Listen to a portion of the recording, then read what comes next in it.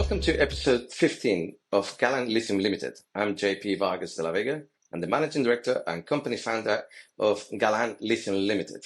Today, we give you a special podcast because we have a significant milestone that we have released to the market, and we like to everyone to know how important this step is. So with me, we have Ross Dinsley, our CFO. Ross, please. How would you describe this? And this is such a big step for Galan. JP, it is truly a transformative period of time coming into production and cash flows. We look forward to seeing how that unfolds in the balance of 2026. But really now reflecting on this moment, JP, we make mention in the press release today that to our knowledge, we are the only greenfields new source of supply, if you like, in the lithium industry in 2026. And I want to ask you the question, JP, why do you think that is the case? In one word, resilient, or resilience, sorry, better said. We've been very resilient as a team to change what we already knew that we had. We have a world-class project that we need to get online. We knew that we were in a lithium winter.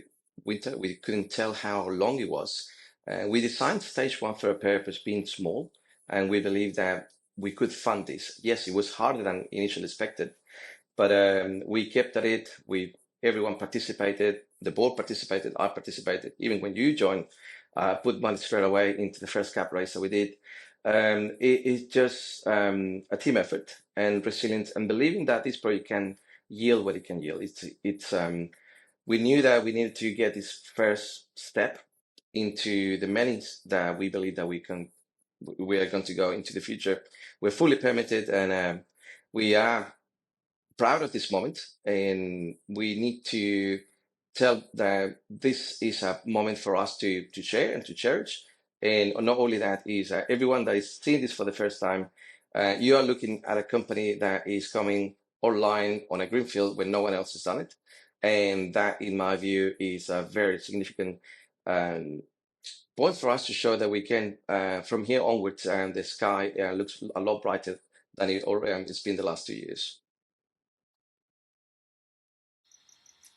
JP, I completely agree with your comments there. It's resilience.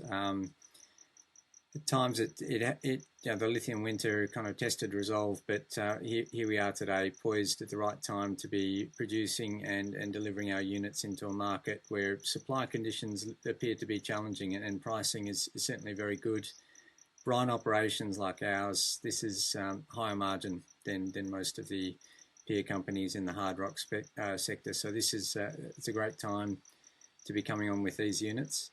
And look, another important point is that this inventory has been accumulating for 2 years now in our ponds. We've got 3 larger ponds, and it's to such a point now it's around 10,000 tonnes, which approximates 2 years of inventory.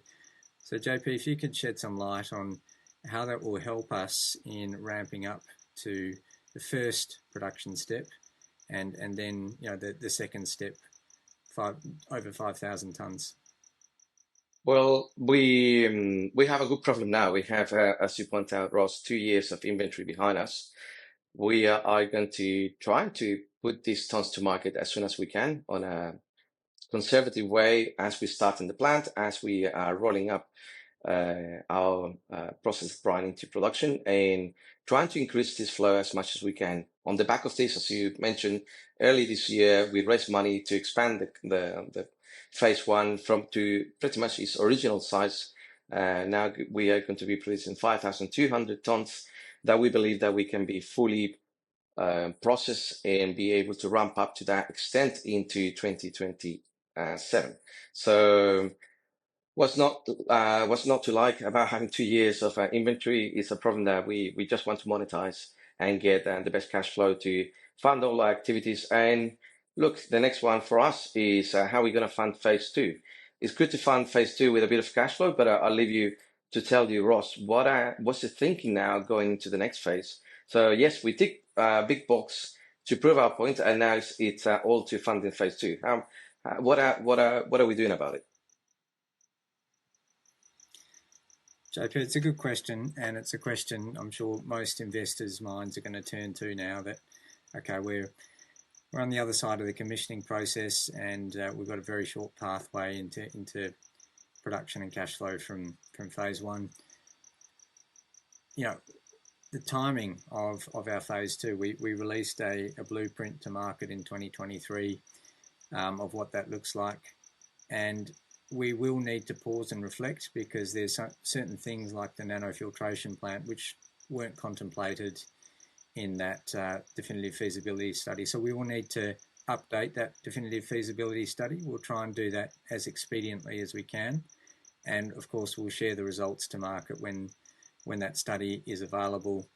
We can then run a process with a clear ask in terms of how much capital we need to solve for and associated timeframes with that process.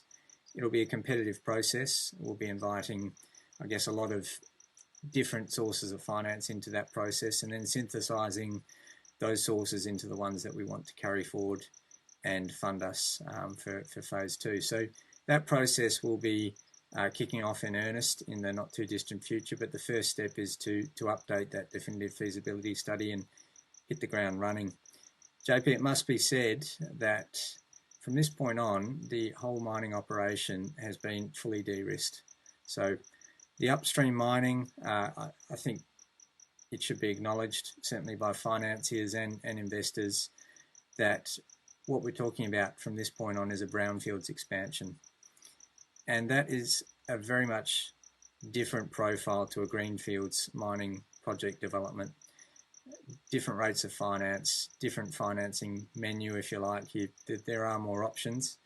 And so we will present as a very different company walking into that phase two financing process. So it's a very exciting time to be contemplating growth and how we approach market. Yeah, absolutely. It's a good time for be at market, as we already mentioned. We have options going forward. This is our first step of many. We have the ambition and the drive to make this grow. And we want to demonstrate in simple terms that a junior company can do it. And we are very proud of where we are. And I do want to thank the Galan team, the people that helped me from the beginning, all my friends away behind me and family as well, through all these hard times. And also the community of Catamarca that, they've been very much with us since day one, remembering even when I was doing the first salt sampling at the salt flat. And so they feel Galan at the community like part of them. It's not like a big company that comes out of nothing. In the same token, I want to thank the Catamarca government for listening to us and taking us into consideration at a time that, we were another junior mining company and they fought hard for us and helped us a lot to get the RIGI. And so what's not to like about where we operate in Argentina and the team effort that we all have made to get to this point. So on that note, I thank everyone, Ross and our viewers, and until the next one, thank you very much.